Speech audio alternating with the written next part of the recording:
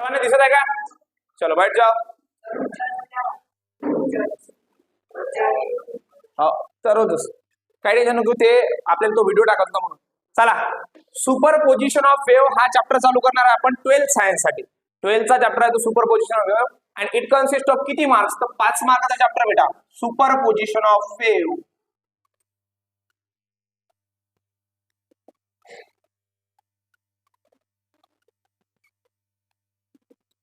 Super position of wave किती marks आहे बेटा? एक तर 5 किंवा 6 मार्काचा चॅप्टर राहतो स्टेट बोर्डला 12th ला. ठीक आहे, 5 किंवा 6 मार्क्स साठी. आता सर्वात आधी ते म्हणजे what is mean by wave. तुम्हाला मी काल सांगितल्याप्रमाणे सर्व सांगितलेलं का वेव्ह कशाला म्हणायचं. ठीक आहे, वेव्ह. ठीक आहे, तर wave consist of he wave आहे. सपोज वेव्ह जिथे गेलं तसं. आता त्याच्यानंतर वेव्हचे टाइप्स जे असतात किंवा आपण मेकॅनिकल वेव्ह शिकलो, त्याच्यानंतर मॅटर वेव्ह, त्याच्यानंतर इलेक्ट्रोमॅग्नेटिक वेव्ह ते पण आहे त्याच्यामध्ये. ठीक आहे ना. आणि नंतरचे जे आपण आणखी टाइप्स पाहिले लॉन्जिट्युडनल, ट्रान्सव्हर्स, नंतर त्यांचे आपण एक्झाम्पल्स पाहिलेले आहे बेटा. कोणते? Sound wave, water wave. ठीक आहे ना, हे सगळे त्याचे एक्झाम्पल्स आले. पण आता पहिले फॉर्मेशन ऑफ वेव्ह शिकणार आपण. हा जे झाला हे वेव्हचं स्ट्रक्चर आहे बेटा. हे काय आहे? वेव्हचं structure. The region which is perpendicular, हे जे रिजन परपेंडिक्युलर दिसतोय तुम्हाला, बरोबर आहे? Okay, it's a crest. काय म्हणायचं त्याला? Sorry, it's a crest. आणि या लोअर रिजनला बेटा याला म्हणायचं ट्रफ. काय म्हणायचं? Okay, crest and trough.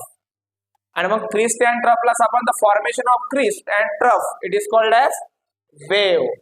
It is called as wave. मग आपल्याकडे आहे दोन गोष्टी की what is mean by wave. आता हे क्रिस्ट अँड ट्रफचं कॉम्बिनेशन त्याला आपण वेव्ह म्हणायचो. ओके, आणि इट्स अ वन वेव्ह. जेव्हा एक क्रिस्ट आणि एक ट्रफ असतो इट्स अ वन वेव्ह. काय असते ते? वन वेव्ह असते. ओके, त्यानंतर आपण शिकलो वेव्ह मोशन. जेव्हा ही जे वेव्ह आहे ती कंटिन्युअस पाथ कव्हर करेल. When this wave okay are in motion, this waves are in motion, then it is known as wave motion. त्याला आपण वेव्ह मोशन म्हणतो. पण आता हे वेव्ह मोशन कसं परफॉर्म करते लक्ष करा. पण हा जो वेव्हचा मोशन होणार बेटा तो ऑसिलेटरी अँड पिरियडिक मोशन. कोणता? Oscillatory and periodic motion. Okay, और the substance which covers equal distance in equal interval of time continuously. म्हणजे एखादा ऑब्जेक्ट जर इक्वल डिस्टन्स कव्हर करत आहे आणि इक्वल इंटरवल ऑफ टाइम मध्ये सेम. आता मला नेहमी लक्ष करा, या पॉइंट मधून या पॉइंटवर ऑब्जेक्ट काय होत आहे? डिस्प्लेस होत आहे. या पॉइंट दोन्ही पॉइंटवर ऑब्जेक्ट काय होत आहे? डिस्प्लेस होत आहे. आता हा ऑब्जेक्ट काय करता बेटा? नेहमी डिस्प्लेस पुन्हा पुन्हा सेम डिस्टन्स कव्हर आहे. Suppose it covers 5 metre of distance, 5 metre distance continuously to and fro, to and fro, to and fro, 5 metre distance. Then it becomes a periodic motion. हे काय होणार? Periodic motion. कोणतंही motion असो, एखाद्या जर मोशनला same equal time लागत असेल वारंवार तीच गोष्ट करण्यासाठी, then it become a periodic motion. काय म्हणतो ते? पिरियडिक मोशन म्हणतो. कोणतंही मोशन. ठीक आहे, even a revolution of fan of motor. जे मोटर रिव्होल्युशन करते ना, फॅन जे फिरत आहे, आता रिव्होल्युशन नाही सॉरी, त्याला आपण रोटेशन म्हणायचं किंवा it has a some axis, त्याला एक एक्सिस आहे. ओके, और हे मोटर ऑफ फॅन त्याला पण एक एक्सिस असते, बरोबर आहे? तर ती मोशन जे परफॉर्म करतात that's a rotational motion. The motion of object around its own axis. Okay ना, त्याला काय म्हणतो आपण? Rotational motion. आता त्याला रोटेशनल मोशन म्हटलं, ठीक आहे. तर मग आपण याला हे जे मोशन वारंवार नेहमी नाही that's also a periodic motion. ते पण पिरियडिक मोशनच आहे. ते कोणतं मोशन? पिरियडिक मोशनच आहे. देन तर पिरियडिक आलं, बरोबर आहे? पिरियडिक, पिरियडिक अँड एक आहे ऑसिलेटरी. ओके, आपण या ऑसिलेटरचं जे तुलना आहे ते कंपॅरिझन आपण करू शकतो बेटा व्हायब्रेशन सोबत. ओके, तर या दोन्ही मोशन मध्ये सेमच होणार, to and fro position. Okay, to and fro motion of object it is called as vibration. त्याला आपण काय म्हणतो? व्हायब्रेशन म्हणतो. आता वेव्ह मोशन, मग वेव्ह मोशनची जी डेफिनेशन आहे आपल्याकडे ती अशी, it is an periodic and oscillatory motion of object. Okay, the periodic and oscillatory motion of wave it is called as wave motion. त्याला काय म्हणतो आपण? wave motion. What is mean by wave motion? The periodic and oscillatory motion of wave. Object नाही, इथं object नाही करत motion, लक्षात ठेवा. आपण काय शिकत आहोत? Superposition of wave. Superposition of wave म्हटल्याबरोबर वेव्हचं मोशन, वेव्ह कोणत्या प्रकारचं मोशन करते ते आपल्याला शिकायचं आहे. दॅट्स वाय मग आपण डेफिनेशन मधली कशाची? Wave motion. What is mean by wave motion? The periodic and oscillatory motion of wave, it is called as wave motion. त्याला काय म्हणायचं? Wave motion. मग मी वेव्ह मोशनची डेफिनेशन लिहितो इथं की म्हटलं wave motion the periodic and कोणतं रे बाबा? Oscillatory. The periodic and oscillatory motion. कोणाचं motion? Of wave, called as wave motion. हा चॅप्टर जे आहे ना, आता मी आपण या लेक्चर मध्ये जे घेणार आहे अतिशय सिंपल डेफिनेशन्स आहेत, त्यामुळे तुम्ही डायरेक्ट लिहिले तरी चालते, त्या हरकत नाही, लिहून टाका. डायरेक्टली डेफिनेशन चालू आहे. वेव्ह मोशन, त्याला the periodic and oscillatory motion of wave, it is called as wave motion. Second point म्हणावं लागेल बेटा, wave consist of a crest and trough. A wave consist of a crest and trough. Wave काय करते? एक Christ असते, एक trough असते. Okay, बरं या गोष्टीमध्ये डाऊट आहे का तुम्हाला काही, की पिरियडिक मोशन आणि ऑसिलेटरी मोशन कशाला म्हणावं लागते? ठीक आहे, तुम्ही पिरियडिक मोशन जे झालेलं आहे आपलं झालेलं आहे, बट हे ऑसिलेटरी मोशन आपण ऑसिलेशन मध्ये पण पाहू शकतो. आपल्याला चॅप्टर आहे 12 मध्ये ऑसिलेशन. ओके, त्याच्यामध्ये पाहू आपण. 6 मार्चचा चॅप्टर असतो. ठीक आहे, फास्ट मध्ये लिहा, थोडं नोट डाऊन करा फास्ट मध्ये. The periodic and oscillatory motion of wave, it is called as wave motion. Okay, wave, आधी वेव्ह टाका, वेव्हला थोडीशी जागा सोडून द्या खाली, थोडी जागा सोडा वेव्ह साठी खाली, नंतर डायरेक्ट वेव्ह मोशन टाका, कारण का तिथे वेव्हची डायग्राम काढावं लागेल ना, आणि डायग्राम काढण्यासाठी आपल्याकडे एवढा वेळ नाही आहे. तर डायरेक्ट डेफिनेशन फास्ट मध्ये नोट डाऊन करा.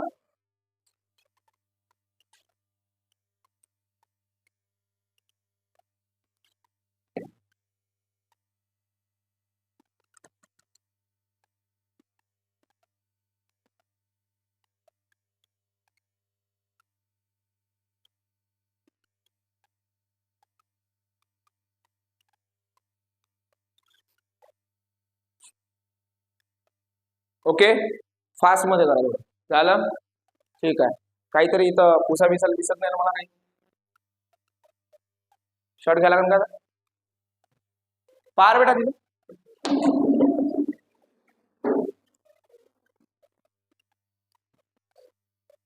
त्या क्लासमध्ये आहे ना.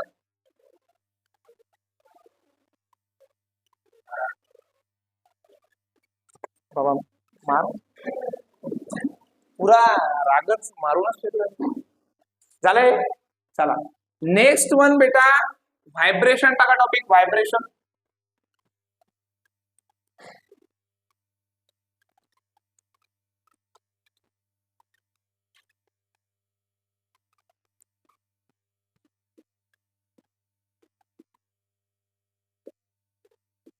व्हायब्रेशन हा सिंपल टॉपिक आहे. व्हायब्रेशन मध्ये काय होते? आता व्हायब्रेशन मध्ये कोणती वेव्ह परफॉर्म होते? त्याच्यामध्ये मेकॅनिकल वेव्ह होतं. कोणती? मेकॅनिकल. आता आपण टाइप्स ऑफ वेव्हज मध्ये ते पाहू. आपल्याला टाइप्स ऑफ वेव्हज, त्याच्यानंतर टाइप्स ऑफ साऊंड वेव्हज ते पण पाहायचं आहे. Period of wave, periodic time of wave, velocity of wave, wavelength, आणि त्याच्यानंतर अँप्लिट्यूड ऑफ वेव्ह. ह्या 4-5 गोष्टी आपण शिकणार आहोत आज. द व्हायब्रेशन काय म्हणतो आपण? सपोज कालच सांगितलं मी तुम्हाला, कोणतीही गोष्ट जर व्हायब्रेट होत असेल, that the particles which is present in that object performs a to and fro motion. कोणतं मोशन परफॉर्म करते? To and fro. टू म्हणजे मागे, फ्रो म्हणजे पुढे. टू म्हणजे मागे, फ्रो म्हणजे पुढे. आता कोणतेही, इव्हन तुम्ही, आपण मंदिरा वगैरे जातो, बरोबर आहे, तेजरी बाजूला त्या ऑब्जेक्ट मध्ये जे व्हायब्रेशन होते, बरोबर आहे, सोनरस साऊंड निघतो ना, सोनोरिटी प्रॉपर्टी आहे मेटलची, बरोबर आहे. तेच व्हायब्रेशन जे होत आहे ना, ते व्हायब्रेशन पण टू अँड फ्रो मोशनच परफॉर्म करते. कोणतं मोशन? टू अँड फ्रो. मग त्याची डेफिनेशन बनवली बेटा. What is mean by vibration? The to and fro motion of object, it is called as vibration. लिख लो, the to and fro motion of object called as vibration. And the to and fro motion of object, it is called as vibration. But if this object performs this motion continuously, it is called as vibratory motion. त्याला आपण vibratory motion म्हणतो. Okay, त्याला काय म्हणतो? व्हायब्रेटरी motion. आणि अशीच गोष्ट जर ते ऑसिलेट होत असेल त्याला ऑसिलेटरी मोशन पण म्हणतात. कोणतं मोशन? ऑसिलेटरी.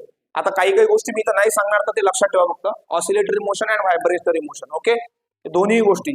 आता मला सांगा ना, व्हायब्रेशन्स, एखादा जर object to and fro position वारंवार नेहमी करत आहे एखादा ऑब्जेक्ट, तर मग त्याला आपण एक मोशन म्हणू. ठीक आहे, त्याला आपण व्हायब्रेशन नाही म्हटलं, त्याला आपण व्हायब्रेटरी मोशन म्हणू शकतो. ठीक आहे, दॅट्स अ व्हायब्रेटरी मोशन. मग तो काय परफॉर्म करत आहे? तर तो एक ऑसिलेशन परफॉर्म करत आहे. बरोबर आहे, तो काय परफॉर्म करत आहे? Oscillation. Hence it is also called as oscillatory motion. त्याला काय म्हणतो आपण मग? Oscillatory motion. त्याला ऑसिलेटरी मोशन म्हणायचं. ठीक आहे ना. आता ही झालं व्हायब्रेशन. ठीक आहे, तर तुम्ही म्हणू शकता if a object performs this motion, it is called as vibratory motion. Last point,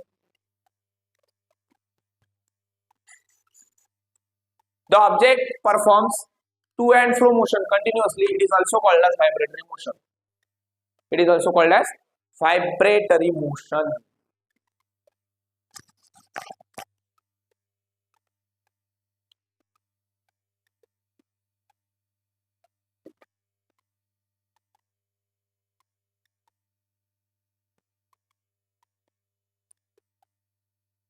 आता हे झालं व्हायब्रेशन. त्याच्यानंतर आले दुसरी गोष्ट म्हणजे वेव्ह.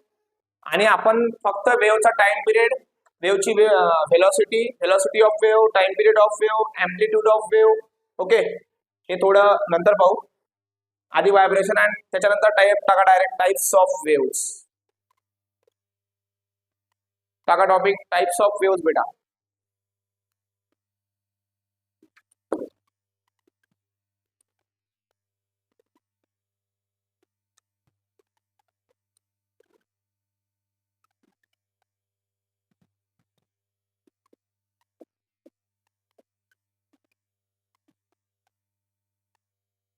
Types of waves. ठीक आहे, according to the types of waves, वेव्सची जी आपण टाइप्स पाहिले. Okay, there are 3 types of waves. कितने? 3 टाइप्स ऑफ वेव्स. आणि त्या टाइप्स मध्ये बघा बेटा, पहिला मेकॅनिकल वेव्ह. बरोबर आहे, ही डायग्राम काढावा लागला. Mechanical wave. सेकंड येणार बेटा मॅटर वेव्ह. आणि लास्ट वन आहे तुमच्याकडे इलेक्ट्रोमॅग्नेटिक वेव्ह.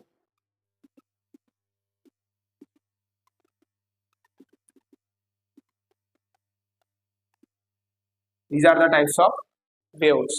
हे काय झाले वेव्सचे types? First one mechanical waves, matter waves, electromagnetic waves. Okay, types of wave मध्ये किती टाइप्स वेव्सचे? 3. First one mechanical wave, matter wave and electromagnetic wave. मी असं बोललो तुम्हाला चांगला नाही वाटत आहे? तसाच विषय आहे. सभ्य झाला का व्यक्ती चांगलाच नाही वाटत. बरं असू द्या, पाहू नंतर काय टेन्शन वाटत. Mechanical wave consist of again 2 types. Mechanical वेव्हची किती टाइप्स? आणखी 2. ठीक आहे, first one longitudinal wave and transverse wave. चला longitudinal wave and transverse wave. चला लॉन्जिट्युडनल वेव्ह बेटा, आणि नंतर आला ट्रान्सवर्स वेव्ह.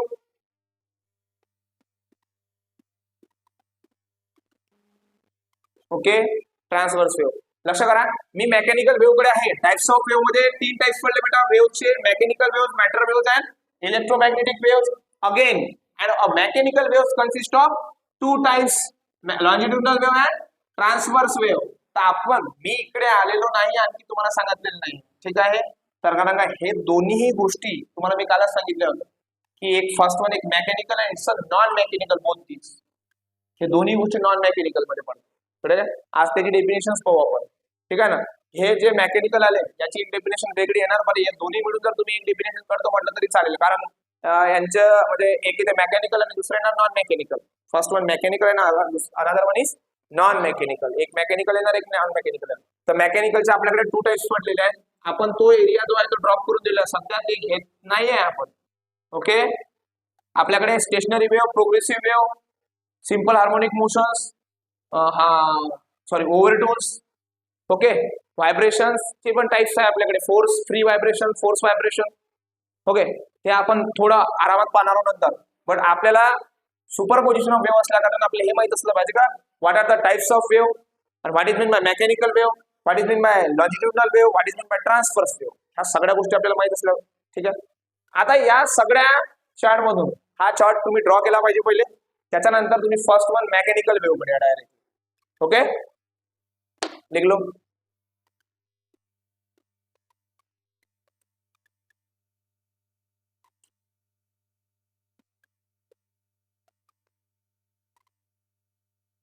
आणि त्याच्यानंतर याच्या टाइप्स टाकले चालते बेटा. लॉंजिट्युडनल वेव्हचे जे टाइप्स असणार ते ना साऊंड वेव्ह, बरोबर आहे ना, साऊंड वेव्ह. आणि ट्रान्सफर्स वेव्हच्या टाइप्स बेटा वॉटर वेव्ह, नदीमध्ये पाण्यात बुडक्या मारायला, बरोबर आहे ना. माहितीच आपल्याला पाणी कसं, ज्यांचे जे गाव आहे ते नदीच्या काठावर आहे मस्तपैकी, धामक झालं. आमच्या गावात लय मोठा गंगा नदीच्या काठावर आहे. पन्न्या पिन्या आमच्या गावात, गंगा नदीचं गाव माहित आहे. तरी गावात पूर येत नाही, म्हणजे किती मोठं गाव आहे, साधी गोष्ट आहे काय, हो की नाही. फास्ट मध्ये ड्रॉ करा लवकर. आणि हे जे आहे मेकॅनिकल वेव्ह, हा चार्ट आपला वाढवू शकते, त्यामुळे थोडीशी जागा ठेवा, सेपरेटली जागा ठेवा, हा चार्ट वाढू शकते आपला. ठीक आहे, तर मी हे एवढं साऊंड वेव्ह काढलाय ना, तर तुम्ही फक्त एक्झाम्पल म्हणून साऊंड वेव्ह लिहा तिथं, थोडस example sound wave. Okay, sound wave थोडं एक्झाम्पल, कारण आपला जो चॅप्टर आहे तो आहे वेव्ह, आणि वेव्ह असल्या कारण आपल्याला सर्वच वेव्ह पाहावं लागतं. नाहीतर मी तुम्हाला पहिले आधी साऊंड वेव्ह डिस्क्राईब केलं असतं, आपण साऊंड वेव्ह पाहिलं असतं. बट साऊंड वेव्ह ठीक आहे नंतर पाहू आपण, कारण का वेव्ह असल्या कारण आपल्याला पूर्ण चॅप्टर पाहिजे गरजेचं. ठीक आहे, चला लवकर झाला की लगेच मला सांगा. ओके, ठीक आहे, मेकॅनिकल वेव्ह कडे येणार आहे.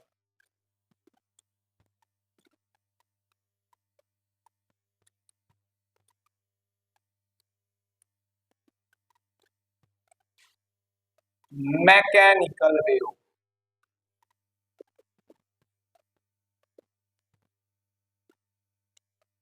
लक्ष करा सर्वांनी बेटा. What is mean by mechanical wave. Mechanical wave काय आहे. आता ही एक वेव्ह आहे, the wave which need a medium for propagation. The wave which need a medium for propagation, it is called as mechanical wave. म्हणजे अशी wave जिला एक मीडियम पाहिजे प्रोपोगेट होण्यासाठी. ओके, आता मला सांगा, आपण एखाद्या गावाला जात आहे, आपण पायी पायी न जाता, म्हणजे आपल्याला पायी पायी जायचं नाही. ओके, आपल्याला जातात म्हणजे कशाने तरी जायचं आहे, मग आपल्याला मला सांगा एक गोष्ट, तुम्ही पायी पायी तर जाऊ शकत नाही, मग काही नाही लागेल ना जायसाठी. मग आपल्याला सपोज आपल्याकडे गाडी आहे, मग आपण त्या गाडीनं काय जात आहे, त्या गाडीनं गावाला जात आहे. गाडीनं गावाला जात आहे म्हणजे काय बेटा, गाडी हे झालं मीडियम पोहोचण्याचं, इकडे पोहोचण्याचं काय झालं, मीडियम झालं. ठीक आहे ना. मग त्याच्यावरूनच काय ती ही वेव्ह अशी फुकट फाकट होत नाही, तिला काहीतरी पाहुण्यासारखं न्यावं लागते, म्हणून त्याला आपण मेकॅनिकल वेव्ह म्हणतो. Those wave which consist a medium for propagation.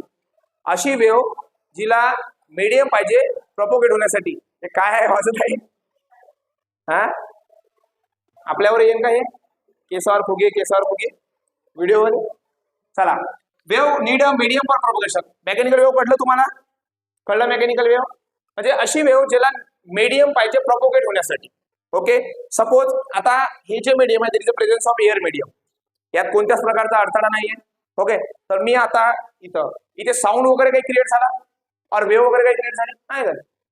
But आपण सपोज इथे मी हॅमरिंग केलं, इव्हन कुठे पण हॅमरिंग करत आहे, ठीक आहे, तर तिथे एक व्हायब्रेशन्स क्रिएट होत आहे, तिथे वेव्ह क्रिएट होत आहे. पण त्याला आपण एक मीडियम घेतलं, हे काय झालं मीडियम, साऊंड पण क्रिएट होत आहे, मीडियम आहे. इथे साऊंड क्रिएट झाला का, नाही झाला, पण इथे साऊंड क्रिएट झाला. ओके, हे झालं मीडियम. ओके, तर म्हणून the wave which need a medium for propagation. Propagation होणे म्हणजे बेटा पसरणे, पसरण्यासाठी तिला मीडियम पाहिजे. This type of wave it is called as mechanical wave. त्याला काय म्हणतो आपण, मेकॅनिकल वेव्ह म्हणतो. The wave which need a medium for propagation, it is called as mechanical wave. त्याला आपण काय म्हणतो? Mechanical wave. The wave which need a medium for propagation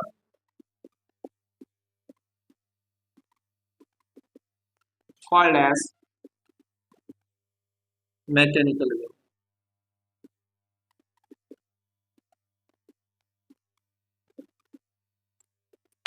Okay, mechanical wave. The wave which need a medium for propagation is called as mechanical wave. आणि त्याच्या सोबतच तुम्ही एक काम करा, इलेक्ट्रोमॅग्नेटिक वेव्ह लिहून घ्या. The medium which do not need any medium for the wave which do not need any medium for propagation. अशी वेव्ह ज्याला कोणत्याच प्रकारचं मीडियम पाहिजे नाही प्रोपोगेट होण्यासाठी, त्याला म्हणतो आपण इलेक्ट्रोमॅग्नेटिक वेव्ह. लिहिलं बेटा, electromagnetic wave.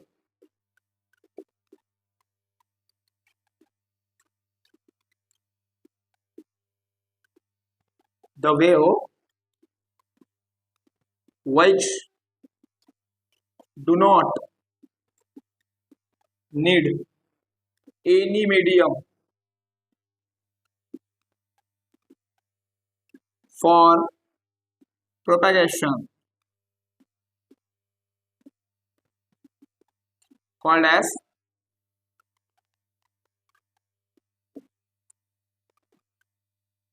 okay, mechanical wave and electromagnetic wave.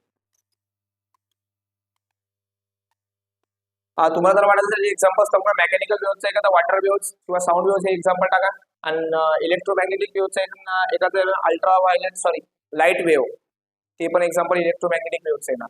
Okay, इथपर्यंत काही डाऊट? तुम्हाला असं वाटत आहे काहीतरी वेगळं वाटलं पुन्हा? गेस्ट लेक्चर आहे माझं,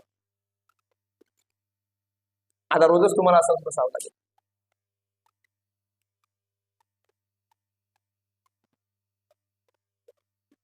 शार्प 12:30 ला आपण लेक्चर चालू केला. शार्प 12:30 ला, बरोबर आहे, आपण लेक्चर चालू केलं. रोज 12:30 लाच लेक्चर चालू होणार, रोजच. आणि माझं मन जोपर्यंत चालते तोपर्यंत, नाही तर संपून जाणार लेक्चर. पण सहजा 1 घंट्याच्या आधीचं लेक्चर खतमच होत नाही, तुम्हाला माहिती आहे गोष्ट. हा, हो का? ठीक आहे, झालं काय?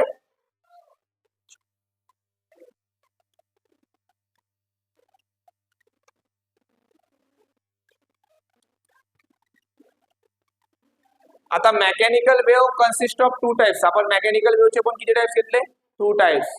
चला, मेकॅनिकल वेव्हचे 2 टाइप्स बेटा. एक इथे लॉन्जिट्युडनल वेव्ह, बरोबर आहे, लॉन्जिट्युडनल वेव्ह, आणि another type is transverse wave. Longitudinal wave आहे, ट्रान्सवर्स वेव्ह. आपण डायरेक्ट येते, याचे कॅरेक्टरिस्टिक्स आहे, तुम्हाला कॅरेक्टरिस्टिक्स आपल्याला लर्न करावं लागेल. लॉन्जिट्युडनल वेव्ह आणि ट्रान्सवर्स वेव्ह, ठीक आहे. तर लॉन्जिट्युडनल वेव्ह, आता लॉन्जिट्युडनल वेव्हचं जे एक्झाम्पल सांगितले मी तुम्हाला, साऊंड वेव्ह. कोणतं? Sound wave. आणि ट्रान्सवर्स वेव्हचं जे एक्झाम्पल सांगितले मी तुम्हाला, वॉटर वेव्ह. कोणतं? Water wave. ठीक आहे. आता लॉन्जिट्युडनल वेव्ह प्रोपोगेट कशा होतात पहा, लक्ष करा. मी जर डायग्राम घेतली लॉन्जिट्युडनल वेव्हची, सपोज आता ही एक लॉन्जिट्युडनल वेव्ह आहे, ओके, आणि याचं प्रोपोगेशन कसं जाणार?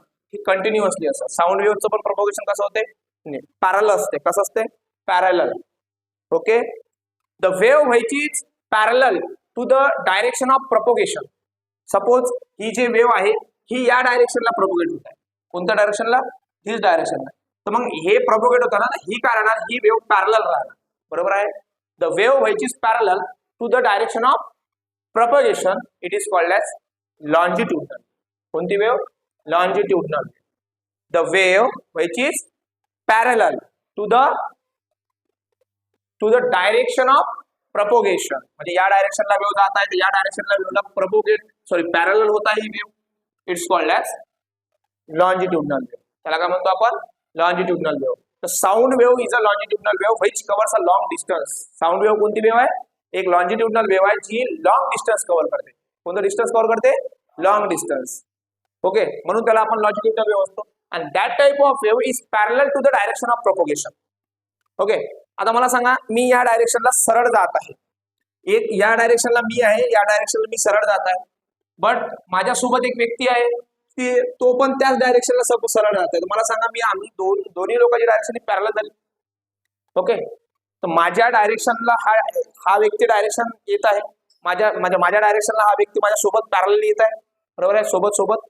तर मग सेम या वेव्ह मध्ये तसंच होणार. मग एक शब्द की प्रपोगेशन होण्याची डायरेक्शन पण तीच आहे आणि वेव्ह पण त्याच साईडला जात आहे. कळत आहे मी काय म्हणत आहे? सपोज माझे ही जे वेव्ह आहे ही याच डायरेक्शनला जात आहे आणि ती त्याच डायरेक्शनला प्रोपोगेट होत आहे. जे दोन्ही जे गोष्टी आहेत ते पॅरलली होणार, दोन्ही गोष्टी पॅरलल, म्हणजे पॅरललीच प्रोपोगेट होणार same. That's why it is called as longitudinal wave. Okay, त्याचं एक्झाम्पल आपल्याकडे sound wave. The wave which is parallel to the direction of propagation it is called as longitudinal wave. Longitudinal wave ची definition आहे, the wave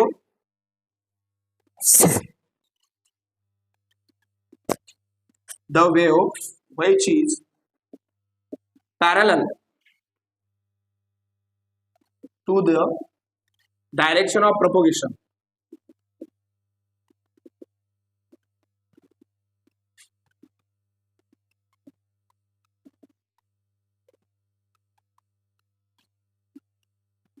लिखलो बेटा, चला. The wave which is parallel to the direction of propagation it is called as longitudinal wave. ठीक आहे, आणि ही direction काढली तरी चालते तुम्ही longitudinal wave ची.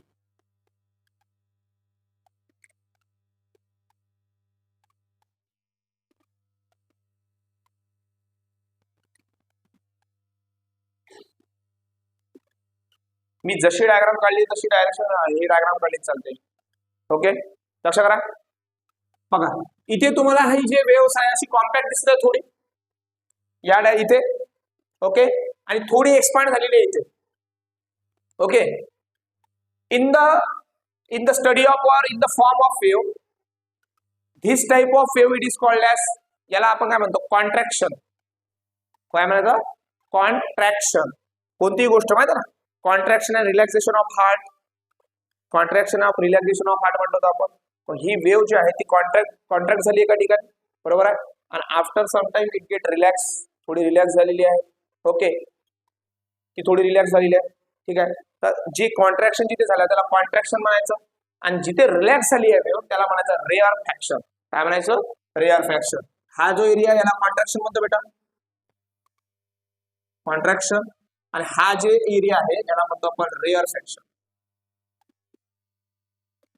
रेअर फ्रॅक्शन नाही, ते रेअर फ्रॅक्शन. Rare fraction. कळत आहे? ठीक आहे, नोट करून घे फास्ट मध्ये. ठीक आहे, एक काम करा, थोडं थांबा, ट्रान्सफर्स वेव्ह होऊ द्या. होय भाऊ, थोडं ट्रान्सफर्स वेव्ह. चला, ट्रान्सफर्स वेव्ह कडे आलो मी.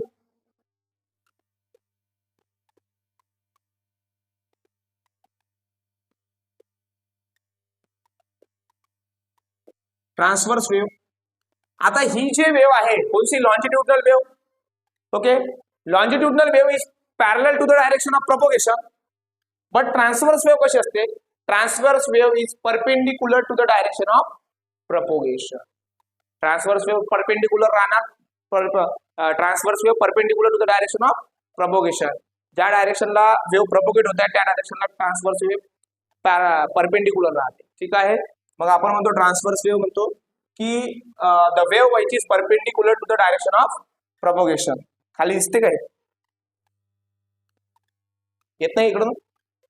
ओके, इथे लिहितो.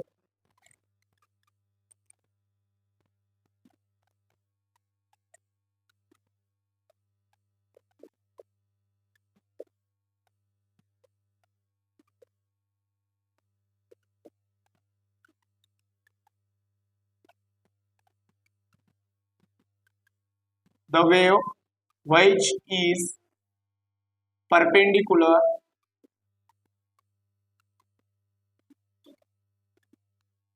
to the direction of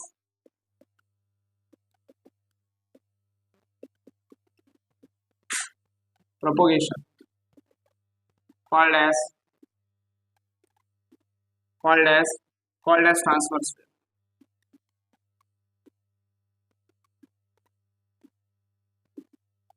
Okay, लिहून घ्या.